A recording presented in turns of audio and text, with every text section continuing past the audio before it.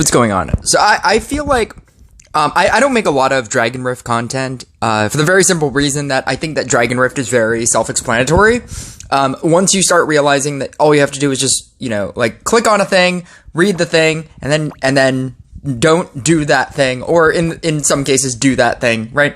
You click on a thing, it says Dark Domain is increased by 20%. The units of other faction will inflict 80% less damage. That means do a Dark Domain deck. Rough Awakening, you read that, and then with your artifacts, you just use an artifact. It'll actively tell you, please choose an artifact, and then it'll actively tell you to click on the artifacts to get rid of the notification, and so then you'll automatically know what you'll automatically know what the artifact does, and then you just play the level, and it's single player. There's nothing really like to talk about, and so things that I've found I like to talk about, and one of those things a long time ago was you build up a technogenic unit. Riding Hood, Tesla are like the best ones now that Corsair is gone. Riding Hood and Tesla, one of the main reasons for getting them is obviously for PvP. They're part of the best units. Riding Hood is obviously much better than Tesla, but either of those, most people tend to never do technogenics. So that was my first kind of Dragon Rift hint. But the other thing that I've also found is that a lot of people don't like doing single units. The single units don't survive, and I think just in playing the singular game, I think I finally figured out how you're actually supposed to play single units don't survive. Essentially what you're doing is you're playing it like a cultist deck. You know how in a cultist deck, the four corners are your ditch squares? Like whenever you want to merge something away from everything else, you merge it into the four corners so that you can then hope that they become a cultist so that you can sacrifice them. That's essentially how you play this deck.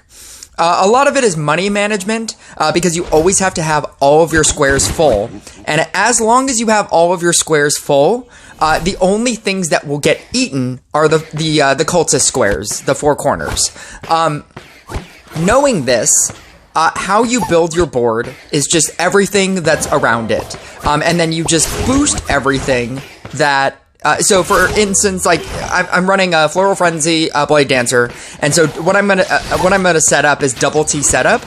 I'm not even using a scrapper, because your scrapper again are the four corners. Whenever you don't want something, you just merge them out into the four corners and then wait for them to level down. So it's kind of like using a Dark Priest, Dark Pact ability. I'm sorry, Demon Hunter Dark Pact ability.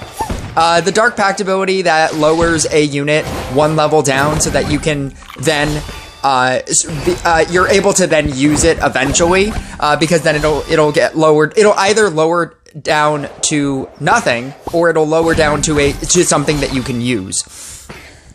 So essentially, all of your corner units are being leveled down, but there's also a secondary mechanic of it does take a little while for it to get eaten. So it doesn't get eaten automatically, which means that in the time that you know that it's about to get eaten, you can then use that and then gain more time. So if I have two Dryads on the corners, for example, I can wait for the tentacle to attach to one of them and then merge to the other one and then summon it again. And then that buys me more time. But what you're doing is essentially, so like right here on my left Dryad, I can merge that into the center, and then that buys me more time. On the corner, I have a level 2 and a level 1 Blade Dancer. Technically, I could level 1 up and then merge the two. Or I can just merge out, and that's what you're doing. You're basically playing this like cultist. I think that with this strategy, even like a Blade Dancer with Floral Frenzy, which seems impossible if you're running no scrapper, but because you're able to merge away into those corners, you're able to take a problematic like center or awkward square Blade Dancer, merge it out into a corner, and then just let it slowly either turn into a Dryad for you so that you can upgrade everything else, or if it becomes like a level 4 Blade Dancer on the edges, then all of a sudden it'll just lower down, and then lower down, and then hopefully at some point it'll become something that you can use. Right now I have this very awkward level 4 Harley Quinn, but I also have like a level 2 Dryad, and I have all of these enchant swords that I can obviously merge away. I feel like it's not as difficult as a lot of people look at it. I think a lot of people just don't like their units leveling down, because then you're having to expend resources in order to level them back up. But if you look at this like a cultist deck, I think this is a much easier deck to play.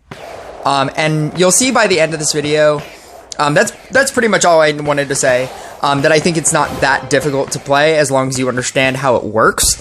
But you'll see by the end of this video that all of my levels are very high. And that's obviously because I have the gold Dryad. I have a level 15 Dryad.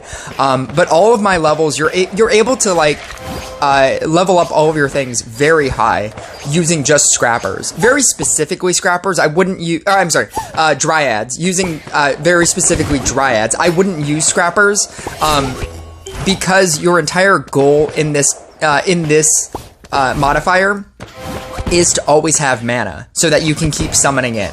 Because once you stop being able to summon in, and I get into a little bit of trouble, and I use a mana potion a little bit later in the game, but there's a point where I merge out too many things too fast, and what ends up happening is I have to use a mana potion in order to have all of my spaces full.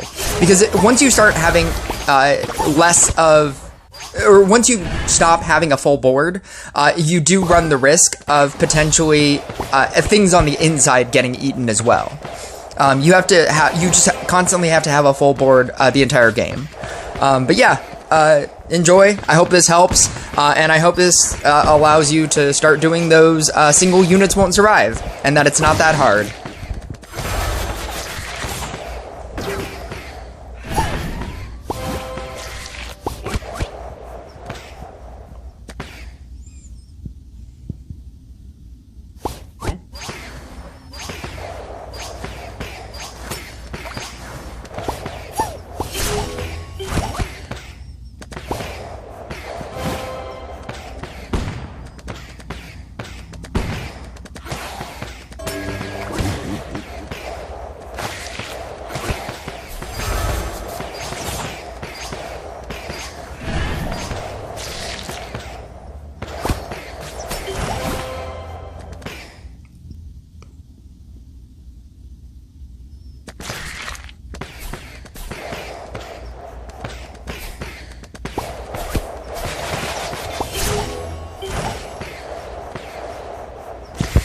Right here, if you're wondering why I'm not merging the 2 enchant swords, it's because I don't have to.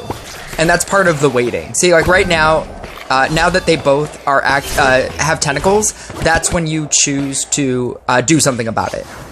You have to basically slow roll all of your playing. Like when you would normally just merge everything, like don't merge things until the game makes you make a choice.